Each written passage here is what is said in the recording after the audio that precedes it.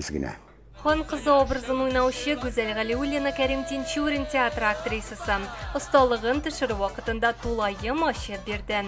Матур образ тудыру клип уңышына бер адым бит. Аның да хис кичерешләре үзенчәлекле. Уйнаган роли турында ул канәгать бәяләмә бирде.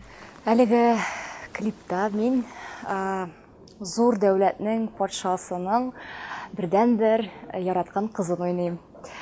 Һәм инде менә минем героиням бер егеткә гашык була, әмма минем әтием каршы килә безнең мәхәббәтебезгә. Һәм инде без бергә булыр өчен ул безгә, ул минем сөйгән ярыма бер шарт куя. Син мине гаҗәпләндерсәң, мин сиңа яраткан кызымны кияүгә бирәчәкмен ди. Һәм инде менә минем яраткан сөйгән ярым төрле гаҗәпләндерерлек нәрсәләр уйлап табып, үз максатына ирешә. Һәм инде без бергә калабыз. Образга керү өчен төрле ысуллар бар. Мәсәлән, менә эчке дөнья һәм инде менә әлеге клипта да, мәсәлән, без матур костюмнар киеп, үзебезне нидер дәрәҗәдә менә шушы тылсымлы дөньяда хис итәбез.